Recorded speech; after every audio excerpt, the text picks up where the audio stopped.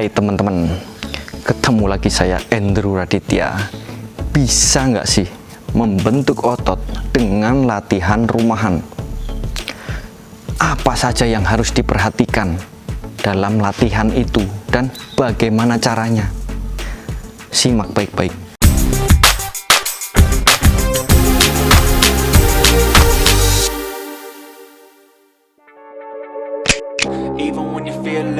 Pembentukan otot atau perkembangan otot menjadi lebih besar dan lebih kuat ini dikenal dengan istilah hypertrofi. Sedangkan hypertrofi dipicu dari tiga hal: mechanical tension, metabolic stress, dan muscle damage.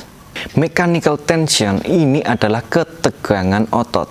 Selama otot berkontraksi atau menegang yang tentunya diciptakan dari latihan beban, kondisi seperti itu dapat memicu hypertrofi otot.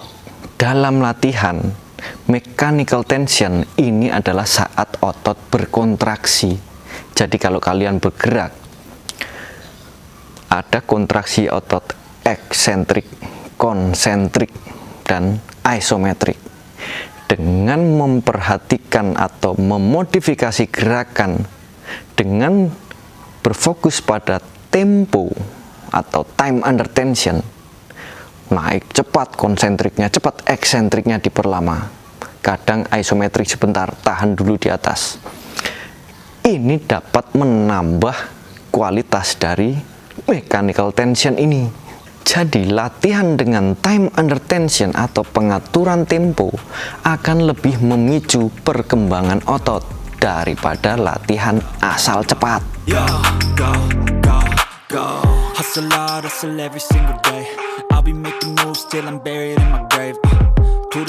Yang kedua, metabolic stress.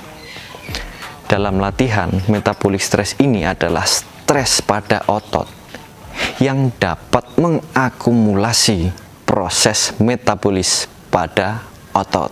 Saat latihan, kita akan membutuhkan energi yang sangat besar dan akan mengakibatkan terakumulasinya laktat, fosfat inorganik, dan ion hidrogen. Simpelnya, metabolic stress ini dapat diraih saat kita sedang pumping atau membesarnya otot setelah latihan.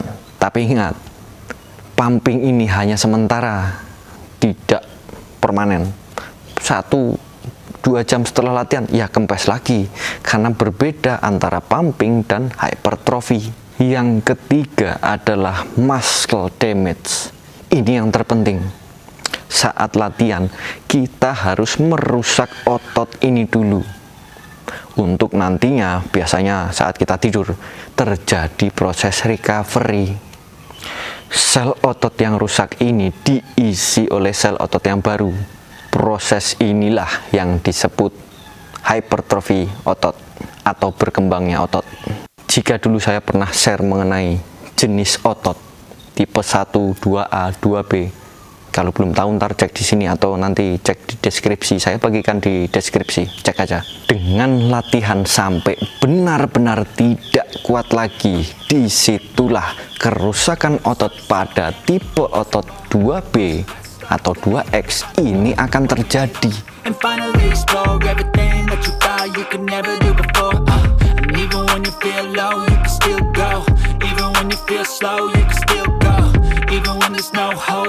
Intinya, mekanisme hypertrofi ini dapat terjadi jika tiga hal ini terpenuhi. Ketegangan otot dapat, otot rusak juga iya, pumping juga dapat. Jika salah satu tidak terpenuhi, yang paling sering muscle damage. Jika kalian hanya latihan mengejar pumping saja, udah ngembang terus udah, ini hanya dua, mechanical tension dan metabolic stress. Tentunya hypertrofi juga akan terhambat. Tidak secepat jika kalian latihan mengejar muscle damage. Disinilah kualitas latihan sangat mempengaruhi cepat lambatnya pembentukan otot kalian. Jadi jika boleh saya simpulkan dengan bahasa yang sederhana, otot ini bisa beradaptasi. Jika kalian ciptakan kebiasaan yang berat dari latihan beban, maka otot juga akan mengikuti. Otot akan beradaptasi juga dengan lingkungan yang berat ini atau latihan. Tinggal tergantung kalian masing-masing mau latihan biasa-biasa aja, yang nantinya otot juga akan beradaptasi dengan yang biasa-biasa itu, atau yang lebih keras lagi, yang nantinya otot juga akan beradaptasi menjadi lebih besar dan lebih kuat. Dan ingat, dalam membentuk otot ini tidak dilihat dari latihannya saja. Ada asupan nutrisi, istirahat berkualitas, dan pikiran yang positif. Dan ini semua harus kalian perhatikan. Saran saya, yang paling mendominasi ini ada di latihan dan asupan nutrisi. Kenapa begitu? Latihan yang keras, latihan yang ekstra, ini dapat membantu tidur kita lebih pulas, istirahat jadi lebih berkualitas. Simpelnya ya, kalau capek tidurnya enak, kalau tidurnya lebih pulas, proses recovery juga lebih maksimal. Begitu juga asupan nutrisi. Dengan terpenuhinya kebutuhan protein harian, terutama esensial amino asid, maka produksi hormon dan enzim ini juga akan lebih baik.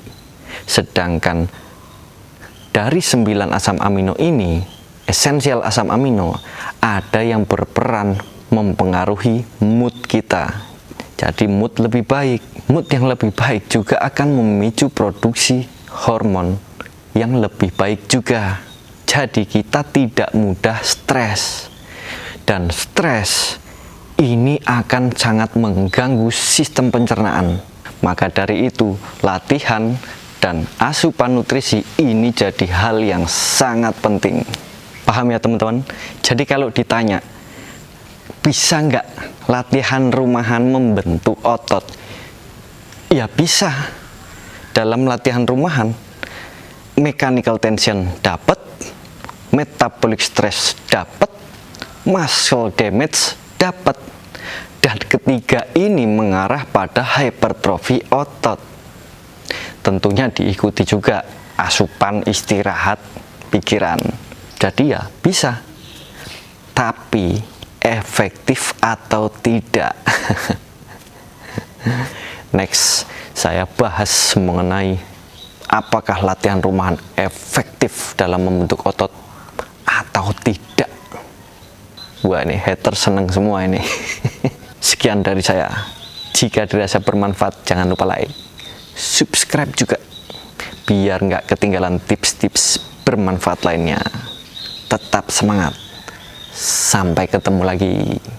Satu lagi teman-teman, kita rencana mau bikin grup Facebook baru yang intinya ada pada latihan fisik, olahraga. Saya sebagai trainer home workout, ada lagi teman-teman dari gym dan kalistenik.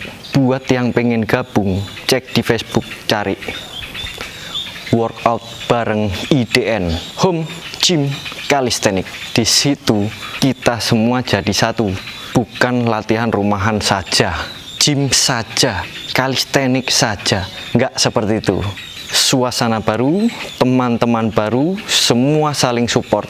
Tidak ada yang sirik sini, sirik situ. Intinya olahraga.